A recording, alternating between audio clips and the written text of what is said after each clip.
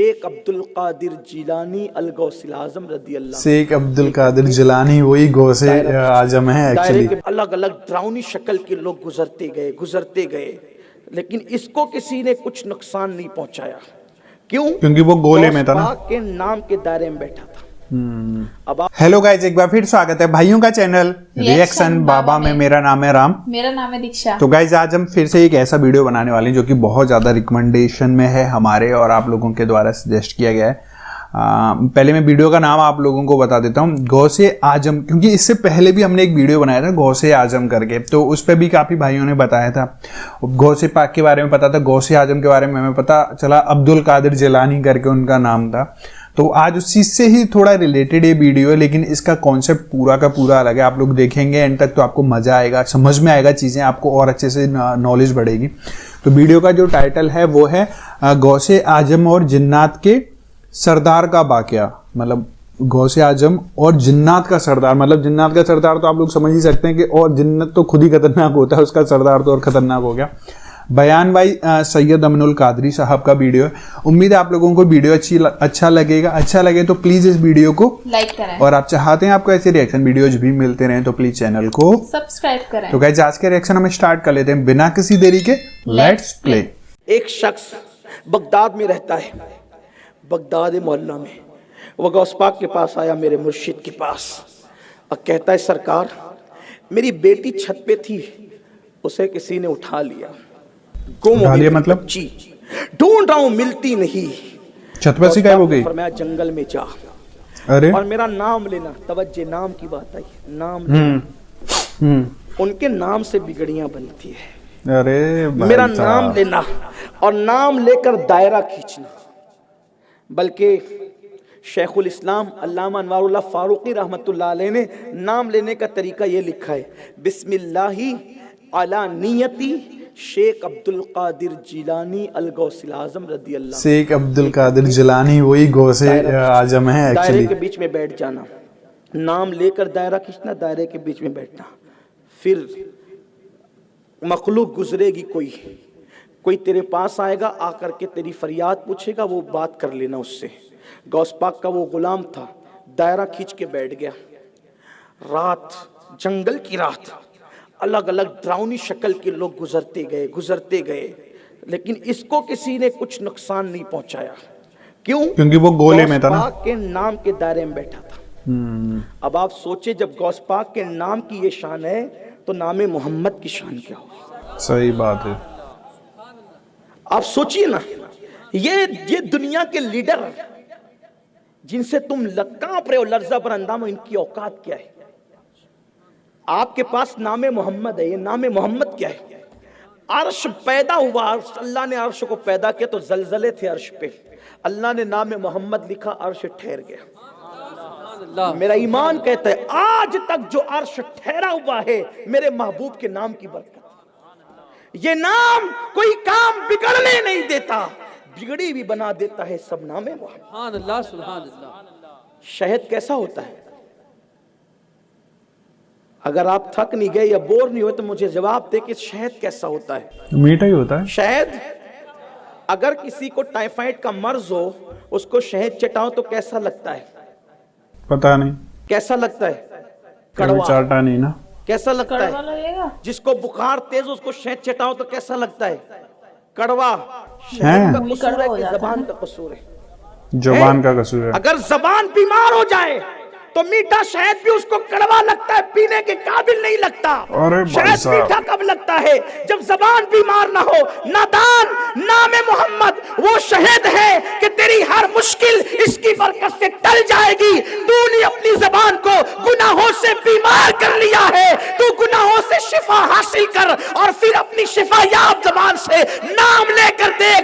जो यूनुस को मछली के पेट में नाम मोहम्मद ने फायदा पहुंचाया है, वही फायदा तुझे भी मिल सकता है। नूह को कश्ती में नामे मोहम्मद ने जो फायदा पहुंचाया है, वो फायदा तुझे भी मिल सकता है।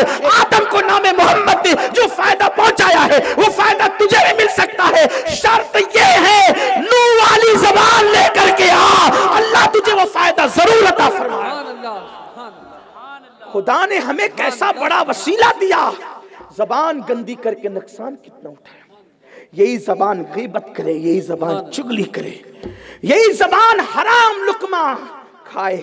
लज्जतों के लिए हराम में इतना डूब गए, लज्जतों के लिए हराम में। अरे बिरयानी खाओ या कीमती से कीमती लजीज गिजा खाओ या सूखी रोटी, खाने की लज्जत कहां तक है पता है? 2 उंगली की लंबाई के फासले तक। लज्जत कहां से शुरू होती है और कहां खत्म होती है खाने की, ये फलसफा बता रहा। देखो ये खानका है ना, मैं थोड़ी सी कुछ खानकाई बात आपको बता रहा। खाने की लज्जत कहां से शुरू होती है? 2 उंगली की लंबाई के फासले तक रहती है खाने की लज्जत, फिर खत्म हो जाती है। कैसे? जब हम लुकमा जबान पे रखते हैं लज्जत शुरू होती है, और जबान के एंड जड़ तक जाती है तो उसकी लज्जत कितनी लज्जत है? 2 सेकंड की भी लज्जत नहीं यार। और जब हलक के नीचे लुकमा उतरता है तो जो अंजाम सूखी रोटी का होता है वही अंजाम बिरयानी। बात तो सही है यार, वही अंजाम तली हुई चीजों का भी होता है। सिर्फ 2 उंगल के फासले की लज्जत के लिए कितना बड़ा नुकसान उठा रहे हो। हमारे लिए कोई बिरयानी या लजीज खाना खाना जरूरी है? पेट तो पानी और खजूर से भी भर जाता है। हमारे लिए लजीज खाना फर्ज नहीं है, हमारे लिए हलाल खाना फर्ज है। छोड़ देना, अगर नहीं मिलती है हलाल बिरयानी छोड़ दें, हलाल लजीज ग़िज़ाएं नहीं मिलती है छोड़ दें। अरे कुछ ऐसे भी तो लोग गुजरे हैं जिन्होंने सूखी रोटियां खा के गुजारा किया, जिन्होंने खजूर खा के गुजारा किया। क्यों हम हलाल की तरफ नहीं है? और हलाल खा के देखो फिर उसकी बरकत देखना। सरकार गौस पाक फरमाते हैं मैंने कभी हराम नहीं खाया, कभी हराम की तरफ मैंने तका भी नहीं। इमाम आज़म अबू हनीफा को देख लें, अहमद इब्न हंबल को देख लें, हलाल पे बड़ी तवज्जो की।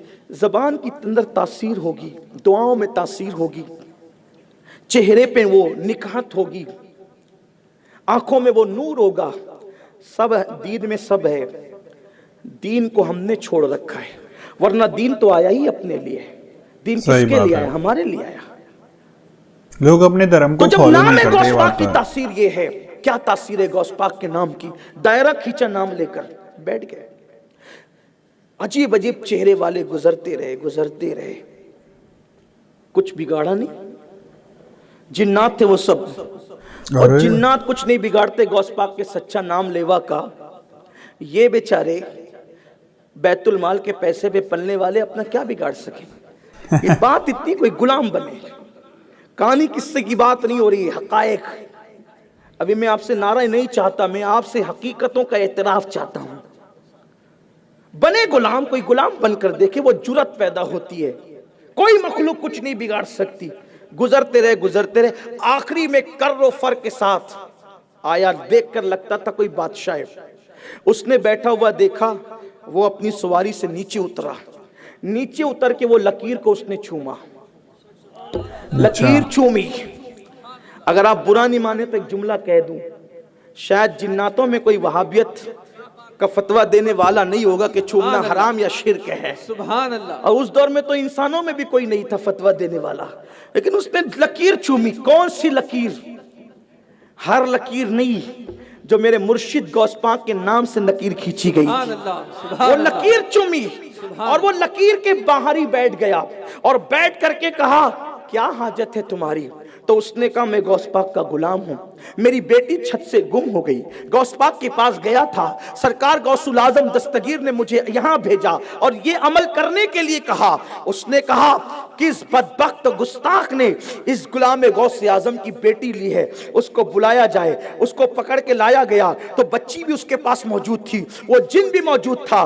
फिर पूछा तेरी हिम्मत कैसे हुई गौस पाक के गुलाम के घर तक जाने की? तेरी औकात हिम्मत क्या है गौस पाक के घर तक, गुलाम के घर तक जाने की? तूने ये जुर्रत की है, इसको अभी कत्ल किया जाए, लड़की को वापस किया जाए और आइंदा ऐलान कर दो, जो भी गौस पाक के सच्चे गुलाम को सताएगा उसके साथ यही हालात किए जाएंगे, उसको इसी अंजाम तक पहुंचाया जाएगा। तो उस वक्त उस शख्स ने पूछा गौस पाक के उस कादरी गुलाम ने, आप कौन है? तो कहा मैं जिन्नात का बादशाह हूं। तो कहा आप मेरे मुर्शिद का इतना एहतराम करते हैं? तो उसने कहा हम सब गौस पाक के गुलाम हैं और उनके ज़ेरे फरमान हैं, हम उनके फरामीन पर अमल किया करते हैं। जैसे वो इंसानों के गौश है वैसे वो हम जिन्नातों के भी गौश। सुभान अल्लाह, नारे तकबीर, नारे रिसालत, जश्ने गौसुल वरा। तो गाइज ये वीडियो थी, छोटी थी, ज़्यादा बड़ी नहीं थी, पर बहुत ज़्यादा नॉलेजेबल थी। तो गाइज मतलब इतना इंटरेस्टिंग वीडियो था कि जो गौस पाक का जो गुलाम था उसने फिर एंड में पूछा, जिस बंदे ने उस लकीर को चूमा था कि भाई तुम कौन हो, तुम तो बताओ अपना परिचय तो दो। तो उसने बोला था कि मैं जिन्नात का सरदार हूँ। तो फिर वो बोलता है कि भाई जिन्नात के सरदार हो गए, तुम गौस पाक को मानते हो? मानके कि हम सब के सब मानते हैं और हम उनके गुलाम हैं। तो भाई बहुत इंटरेस्टिंग बात थी। गौस पाक के बारे में हमें भी काफ़ी नॉलेज मिली है। आप लोगों को क्या सीखने को मिला आप कमेंट कर सकते हैं। आपकी पसंद की कोई वीडियो है तो आप उसको भी कमेंट कर सकते हैं। और यार इंस्टाग्राम आप लोग जरूर फॉलो कर लें, हमारा reactionbaba.official है। फेसबुक पेज भी बनाया है तो आप उसको भी लाइक करें, फेसबुक पेज को भी। अगर वीडियो अच्छी लगी है तो प्लीज इस वीडियो को लाइक करें और आप चाहते हैं आपको ऐसे रिएक्शन वीडियोज भी मिलते रहें तो प्लीज चैनल को सब्सक्राइब करें। तो गाइस आज के रिएक्शन में बस इतना ही, मिलेंगे नेक्स्ट किसी रिएक्शन में। तब तक के लिए thank you so much for watching. Bye bye guys, see you guys, take care guys.